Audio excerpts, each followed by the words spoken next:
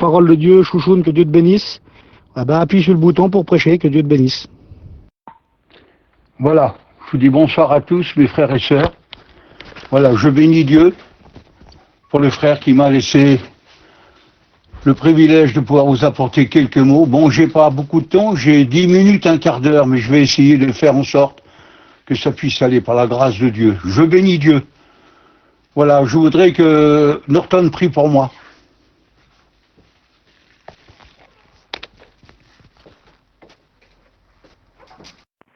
Seigneur, nous prions pour ton serviteur, avec les frères. Bénis chouchoune, Seigneur. Remplis-le de toi.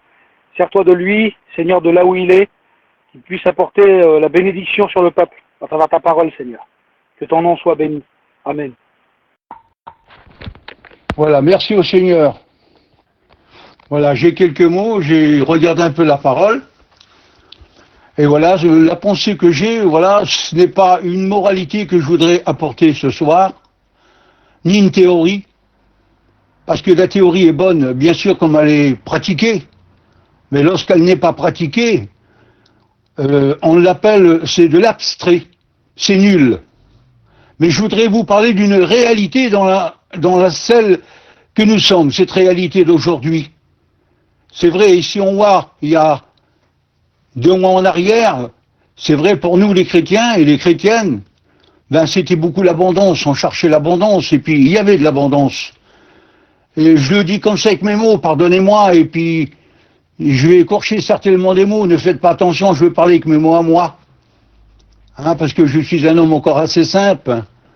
Oui, il y avait beaucoup de l'abondance, et puis c'est vrai, malheureusement, l'œuvre de Dieu était un peu négligée, je le dis comme ça avec mes mots, oui. Et il y a venu ce coronavirus, là, cette maladie, qui est tombée et puis qui a provoqué beaucoup de dégâts. Et bien sûr que pour certains, il y avait des rétrogrades qui sont revenus, ils ont regagné la maison de Dieu, ça a été bénéfique pour eux. Mais on a eu beaucoup de pertes, mes frères et sœurs, vous savez aussi. Il y a eu beaucoup de problèmes, beaucoup de dégâts, ça a provoqué, voyez-vous. Et c'est vrai que cette abondance, ça nous a beaucoup, ça a négligé beaucoup l'œuvre de Dieu. Puis j'ai pris ce texte de base, Marc 8,34. Si quelqu'un veut me suivre, qu'il renonce à lui-même, qu'il se charge de sa croix et qu'il me suive. Et Matthieu 10,38, celui qui ne prend pas sa croix, volonté de Dieu, et ne me suit pas, soumission, obéissance, n'est pas digne de moi. Dignité du service. Et en moi, j'ai pensé à Abraham. Abraham, c'était un homme extraordinaire, notre père Abraham. Lorsqu'il est parti avec Lot, et ils ont pris la plaine, ils sont partis. Et puis il y a eu querelle un petit peu entre les bergers. Et il fallait que Abraham prenne une décision. Et puis il a dit à son neveu Lot, il a dit, ouais, nous sommes des frères. Et il faut qu'on se sépare. Alors je te laisse le choix. Si tu vas à gauche, j'irai à droite.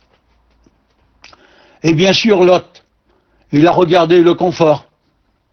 Il a regardé le bien-être. Il a pris la plaine. C'était la verdure, c'était bien, c'était facile. Et lui, Abraham, il a pris la montagne. Mais vous savez, des fois on dit le raccourci du diable. Il n'est pas toujours intéressant à prendre. Hein? Et on voit un peu plus loin que Lot, il était rentré dans Sodome et Gomorrhe. Oui, il était rentré dans la ville de Sodome, il était aux frontières. Jusqu'à un moment que l'Éternel, il a envoyé 3 hommes, des anges, pour le prévenir, en lui disant que l'Éternel allait rentrer en jugement avec ce pays, qu'il fallait que Lot s'en aille. Mais lorsqu'il a prévenu ses enfants, la Bible dit qu'il a passé pour un plaisantin. Seigneur, quel vilain témoignage. Il était discrédité de tout, pourtant il était le neveu d'Abraham. C'est un chrétien. Mais son témoignage était compromis. Et lorsqu'il est sorti, l'Éternel avait ordonné que personne ne se tourne, et sa femme a regretté d'avoir parti. et en se tournant, elle fut en statut de sel. Ça veut dire, il perd sa femme, hein? Eh ben, laissez-moi vous dire, des fois, il y a un choix à faire, mes frères et sœurs. Faisons attention. Servez sur mes enfants, faisons attention, mon sauveur adoré. C'est vrai, il avait perdu toutes ses valeurs qu'il avait. Puis il y a un homme dans la Bible, Belshazzar, dans le livre de Daniel. Et voici ce qu'il est dit de lui. Tu as été pesé dans la balance de Dieu et tu as été trouvé léger. Seigneur, que jamais Dieu puisse dire cela de nous, mes frères et sœurs. Que nous puissions garder toujours ce témoignage dans notre maison principalement. Vous savez, la croix a été plantée dans un lieu appelé crâne. Et elle doit aussi être plantée dans le nôtre, contrôlant tout et nos pensées, dirigeant tous nos mouvements aussi. Oui, mes frères et sœurs, vous savez, je voudrais vous parler du psaume 22, 17. Voilà ce qu'il dit. Ils ont percé mes pieds, ils ont percé mes mains. Zacharie 13, 6 dit, d'où viennent ces blessures que tu as aux mains? La réponse du Messie, c'est dans la maison de ceux qui m'aimaient, Israël, que je les ai reçus. Quelle affaire, Seigneur! Oui, mes frères et sœurs, seule l'expérience du calvaire nous permet de vivre cette réalité. Le psaume 84, 8, leur force augmenta pendant la marche. Juge 8, 4, fatigués, oui, mais nous poursuivons toujours, par grâce de Dieu. Voici ce qu'il dit Jérémie 3,15. Je vous donnerai des bergers selon mon cœur. Le cœur de Dieu, c'est l'amour. Acte 13, 22. Ainsi j'ai trouvé David, l'homme selon mon cœur, qui accomplira toute ma volonté. Quelle beauté! Je voudrais vous dire, mes frères, vous savez que les anges, ils font aussi le service avec nous, parfois. On ne les voit pas, mais ils sont là, ils font le service. Oui, le Seigneur, il les utilise. J'ai un membre de ma famille, c'est une chrétienne, elle est adorable. Et son mari, c'est un homme très très méchant. Je ne sais pas ce que le diable lui avait raconté. Et il a été pris de colère. Il avait pris un couteau dans sa maison, puis il venait sur elle pour lui faire du mal. Mais à ce moment-là, j'ai ma fille, moi. Il y a une vision qui s'est ouverte, et elle voyait ce spectacle. Le Seigneur lui donnait à voir ce spectacle. Et comme cet homme est né pour faire du mal à sa femme, que c'est une brebis du Seigneur, ma fille, elle voyait ça, mais elle voyait un ange qui était entre elle et son mari. Et le mari ne pouvait pas l'atteindre à sa femme. L'ange, il était là. Il essayait à plusieurs reprises avec le couteau, mais il n'a pas pu. L'ange, il le protégeait. Que c'est beau, un chrétien. Que c'est beau, une chrétienne. C'est merveilleux, mes amis. Encore une petite expérience, je voudrais partager avec vous. Encore ma fille, c'est... Un jour, le Seigneur lui a mis à cœur, un serviteur de Dieu, c'était Dave. Mais elle ne comprenait pas, elle. Tous les jours, le Seigneur lui demandait de prier, de prier, de prier. Et puis un bon jour, elle a vu ce serviteur de Dieu. Elle est un peu gênée, elle était. Mais elle a osé lui demander. Elle a dit, mon frère, a dit, il y a quelque temps derrière, le Seigneur m'a demandé pendant plus d'un mois de prier pour toi, prier pour toi. Et lui disait, ah bon, ma sœur, il y a combien de temps? Elle dit, il y a à peu près un mois environ. Et le serviteur, il a dit, ma femme, à ce moment-là, elle était à l'hôpital. À tel endroit comme ça et comme ça. Et elle a dit, je te voyais monter par une ascenseur dans l'hôpital, une ascenseur extérieure, comme ça, je te voyais à travers les vitres. Et lui, il disait, eh ben, tu vois, quand je montais dans l'ascenseur, le Seigneur, il me faisait voir une femme où aller, qui priait pour moi. Qu'est-ce que c'est beau, mes frères et sœurs. Vous savez, nous ne sommes pas oubliés de Jésus. Il pense à ses brebis. Il prend soin.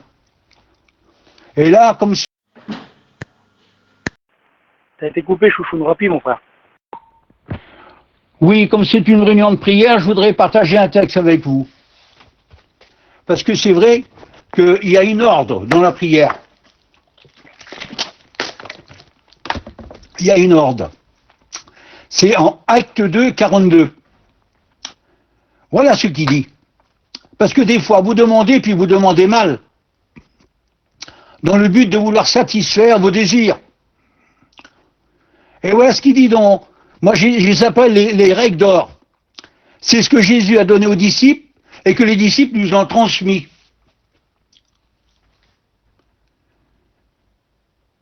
Alors, la première, c'est l'enseignement des apôtres. Parce que des fois, nous, la prière, on la met en priorité. Mais il y a une ordre. Il y a une ordre dans les choses de Dieu.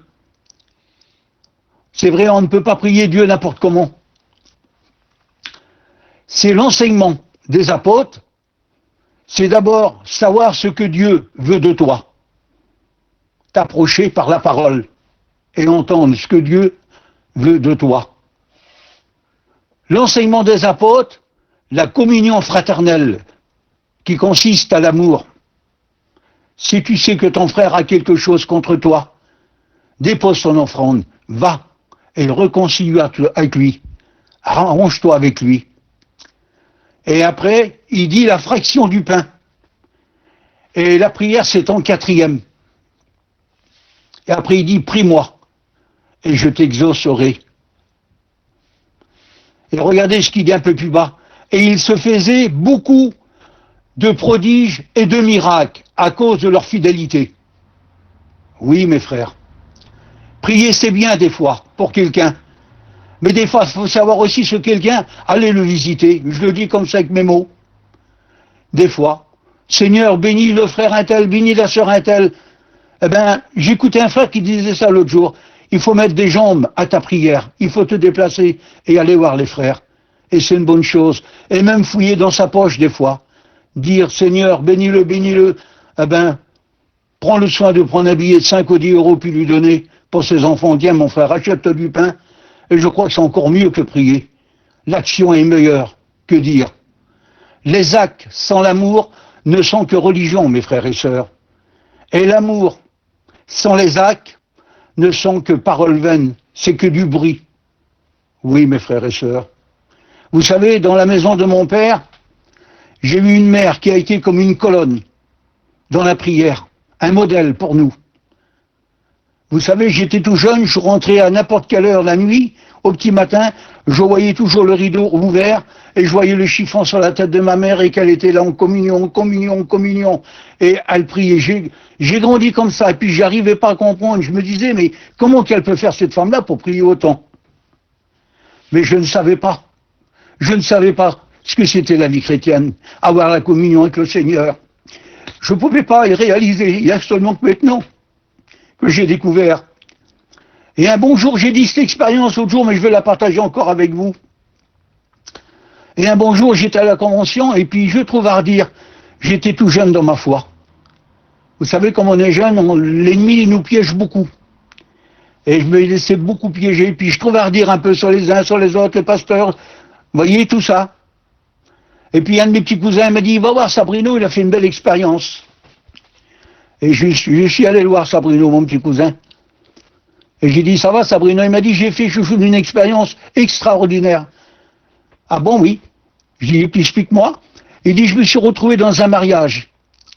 C'était comme dans un château. Et je me trouvais avec Jésus. Et là, ce mariage, il était merveilleux. Et je disais à Jésus, Jésus, j'ai jamais vu quelque chose d'aussi beau. Et le Seigneur ne me répondait pas. Il est à côté de moi. Et au bout d'un moment, le Seigneur, il a dit, viens, je vais te faire voir autre chose. Et le Seigneur, il l'a amené près du chapiteau. Et il y avait un petit homme avec une casquette.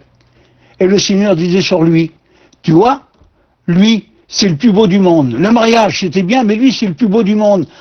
Ah bon, Seigneur, mais pourquoi alors, il disait Sabrino? Il dit, parce que tu vois, lui, il monte le chapiteau, ce tabernacle, pour que ma parole soit prêchée en dessous. Et après, il le démonte. Et le Seigneur l'a dit, je vais savoir autre chose. Et le Seigneur, il l'a amené dans les études. Et il y avait Tarzan, il y avait Baalo, il y avait Paillon, il y avait Jimmy, Il y avait tous les enseignants. Et le Seigneur disait, tu vois, ici, c'est les plus beaux du monde. Parce qu'ici, ils étudient ma parole pour aller la prêcher jusqu'aux extrémités de la terre. Et le Seigneur lui a dit, je vais te faire voir encore autre chose. Et il l'a amené sous le chapiteau.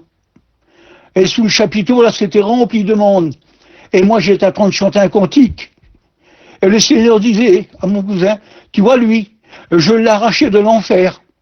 C'est à cause des prières de sa mère. Mais ma mère, elle a prié plus de 40 ans pour moi. Et elle n'a pas eu le bonheur de m'avoir vu chrétien de son vivant. Mais moi, je comprenais pas bien. Et puis, j'ai trouvé à redire un peu, j'ai dit, mais Seigneur, pourquoi tu n'as pas permis à ma mère qu'elle me voie chrétien de son vivant? Et l'Esprit m'a parlé. Il m'a dit, mais quand tu viendras en haut, j'appellerai ta mère. Je l'appellerai, puis je lui dirai, regarde qui c'est qui vient. Parce que je m'appelle fidèle et véritable. Et je ne t'ai pas oublié. Et ça m'a énormément béni, ça m'a énormément béni. Et quelque temps après, il y a une autre sœur qui est venue voir nous, voir moi et ma femme. C'est Capucine, une bonne chrétienne, la femme à pastèque. Elle a dit, je peux dire une expérience? Et je dis, vas-y, ma sœur, parle. Elle dit, là, dans la nuit, j'ai fait un rêve. J'ai quitté mon corps et je suis parti dans le Seigneur, là-bas, dans le ciel. Et je voyais une femme, tout en blanc, arriver vers moi. Chouchoune, ta mère, je la connais pas, je ne l'ai jamais vue, mais je savais que c'était elle. Elle est venue vers moi, puis elle m'a dit, fille, est-ce que mon fils Chouchoune, c'est un chrétien? Alors, la fille, elle a dit, oui, c'est un chrétien, un serviteur de Dieu. Elle a dit, parce que moi et sa compagne, on a prié pour lui beaucoup, et le Seigneur nous a exaucés. Je t'encourage, mon frère, ma sœur, persévère dans la prière. Tiens bon dans la prière, le Seigneur est fidèle et véritable, que son nom soit béni. Ayons de l'amour les uns pour les autres. Proverbe 17,9. Celui qui couvre une faute cherche l'amour. Celui qui la rappelle dans ses discours dévise les amis. Mes frères, la croix doit rester une priorité dans notre vie en tant que chrétien. Et à plus forte raison, en tant que serviteur de Dieu. L'amour est une dette que nous avons tous envers tous. L'amour, oui, est une dette que l'on a envers tous. On se doit, mes frères et sœurs, de l'amour les uns pour les autres. Il faut avoir de l'amour pour lui, pour le Seigneur. Il faut l'aimer. Il faut l'aimer parce qu'il n'a jamais menti, il ne ment pas. Moi, j'ai menti à ma compagne, j'ai menti à mes enfants, mais lui, jamais au monde, il m'a menti, c'est impossible qu'il ment, parce qu'il est rempli d'amour, il est rempli de bonheur et de joie, que son nom soit béni. Voilà, pour ceux qui ont des besoins, voilà, je voudrais juste dire, l'onction brise le joug. Pour celui qui a besoin d'une délivrance, on va prier tout à l'heure, l'onction brise le joug, l'onction brise les portes de fer. L'onction brise les liens de la servitude. L'onction brise aussi les passions, l'alcool, la drogue. L'onction délivre de toutes les passions. L'onction brise le joug. Dites-le, mes frères et sœurs, avec moi. L'onction brise le joug. Satan est vaincu parce que nous sommes des chrétiens. Jésus, il l'a ridiculisé à Golgotha, il lui a écrasé à la tête. Que le nom de l'Éternel soit béni. Voilà, j'ai fini ce message. Je te rends grâce, Barodev, je te loue pour ta bonté, pour ton amour. Merci pour ces quelques mots que tu m'as donnés, Seigneur Jésus. Je te demande de bénir mes frères, mes sœurs qui sont à l'écoute, Barodev. Oh Dieu, à combien tu es grand. Merci pour le bonheur et la joie que tu me donnes ce soir d'avoir pu dire quelques mots de toi. À toi revient la gloire. Bénis mes frères, bénis mes sœurs. Seigneur, tu vois ceux qui ont besoin de délivrance, ceux qui ont besoin d'être libres. Au nom de Jésus, rends-les libres, mon sauveur d'amour. Je sais que tu n'es pas limité dans ta grâce. Tu es le Dieu illimité, Barodevel. Tu es tout puissant. Oh, je crois, Seigneur, à tes promesses. Ils sont pour chacun d'entre nous. À toi soit toute la gloire. Merci, Seigneur. Amen, amen. Priez le Seigneur, mes frères et sœurs.